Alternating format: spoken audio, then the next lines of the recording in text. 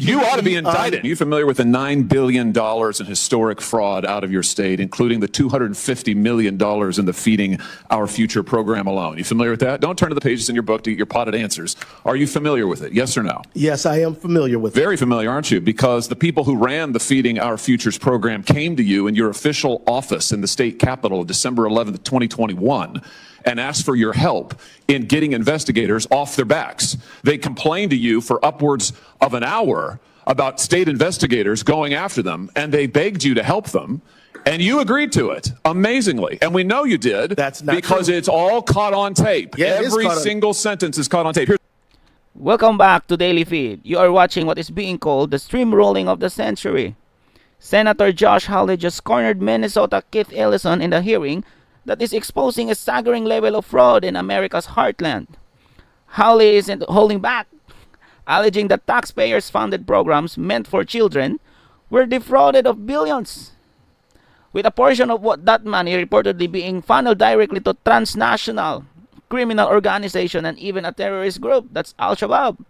From heated debate over a secret 54-minute recording to claims that Ellison was aware of the cover-up and even took campaign cash from the suspects. This is a massive blow on the Minnesota political establishment. Look at the exchange, and that has everyone talking. There's everyone talking about this. That's what you said. Let's take a look. You said, it's not a question. You said to them, send me the names of all these folks who are investigating them. You said to them, send me their names. And I'll take that list, and I'll call the person over at Education who's investigating them and say, what's going on? Why am I getting these complaints? Then he went on to say, I already have my team working on this. What day should we get together to discuss it?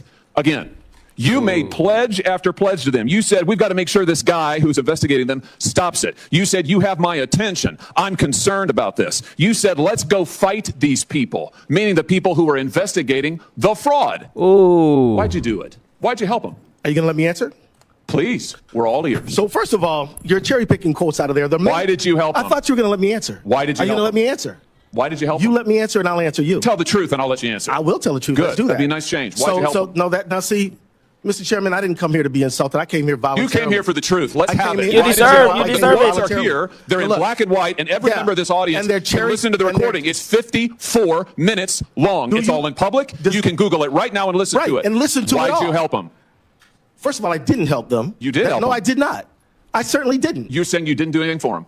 You didn't. Well, wait a minute. I already have my team working on this again. That's not you. I have my team assisted with the information that led to the prosecution and conviction of these people. No, you didn't. You didn't lift a finger to prosecute them. No, you did not. No, because it was a federal prosecution. You had, BS. You had whistleblowers come to you as early as 2019. You're the one talking BS. Hey, listen, it's my time. Doesn't know what you're talking about, sir. No, sir. You now have encountered the truth and you don't like it. Why'd you take their money? Why'd you take their money? I didn't. You took $10,000. No, that's a false statement. $10,000 9 days after the meeting. False statement. You took $10,000. Here's what happened. They went to your office. They solicited money from you. They solicited help from you. That's also wrong. They came to your office. It was your official office. You met with them for 54 minutes. No, they asked you for help. You pledged it to them, and they talked repeatedly about money. In fact, it's all they talked about. Money, money, money, money. They said, we will put our dollars in the right place. We will support candidates that will fight to protect our interests. You replied, that's right. They said, if you are securing your donor base and securing your power base, you can act the way you want. You replied, money is freedom. They said the amount of money circulating, I'm reading the transcript, the amount of money circulating in our community today is powerful, and we haven't realizing it in a meaningful way. And you said, give me the specifics. And 9 days later, you took $10,000 from people who were then indicted. It's in your reports. Why'd you do it? Sir, was it worth it? You know what? This is a theatrical performance. This is the truth. This is what accountability looks like, of which you've had none. You helped fraudsters defraud your state and this government of $9 billion, and you got a fat campaign contribution out of it. You ought to be indicted. True. Well, that's the truth. I think we've made the point. Let's keep the tenor. Well, just for the record, I'll ask how I want he's to, lying, Paul. and that's the truth. Oh no, this is all on the record, no, sir. Did you bother to investigate where the money that you facilitated their fraud for, where it went? Do you know where it went, what it was used for, the fraudulent money? I do, because we just heard testimony about it yesterday. Because we were key players in the hundreds of millions of dollars to terrorist groups, to transnational criminal organizations, to the drug trade, to drug trafficking, to child trafficking. And you took $10,000 That's a lie. And helped them do it. You know, the other thing is whistleblowers came to you as early as 2019. Let's look. As early as 2019, whistleblower. Don't talk over me. As early as 2019, it's my hearing, pal.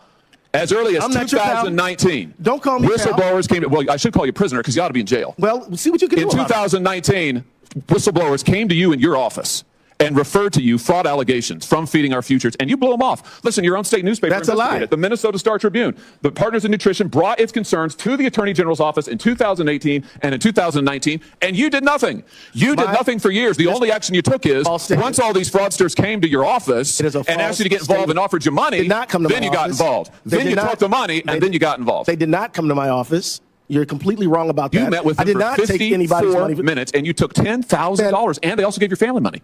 They gave your family thousands of dollars in campaign contributions in addition to what they gave false you. Statement. Let's put this is completely untrue. The New York Post.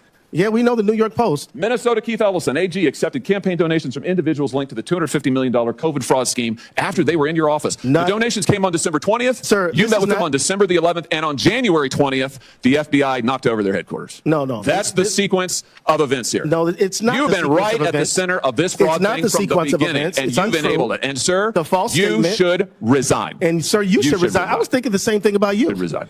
I was thinking the exact same thing about you. I'm sure after encountering this truth, you are. Because it hurts to have accountability, doesn't it? Because after this parade of lies and presentation, I think you should be ashamed for misrepresentation. That was good, you know. But here's the bottom line. You know, the scope of this Minnesota fraud is historic.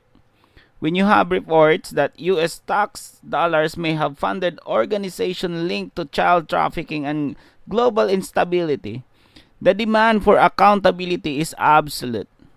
Senator Hawley calls for an indictment, and resignation is just the beginning of the fallout. You know, but we need a win-win solution for the American taxpayer. We paid our taxes. They should spend it wisely. You know, we need to protect the integrity of our social programs so that the money actually reaches the American children who need it. But we also need a zero tolerance policy for fraud that treats our tax dollars like a piggy bank for criminals. A win-win would be a federal state task force that implements strict internal control, ensuring that every dollar is tracked and that the network responsible for this $9 billion oversight are dismantled for good. So what do you think? Is this the biggest cover-up in Minnesota history? Or is it just more political theater? Let me know in the comments. I'm reading every single one comment. I'm reading all of it. As much as possible, I reply all of them. Don't forget to subscribe and like this video. I'm out. Peace.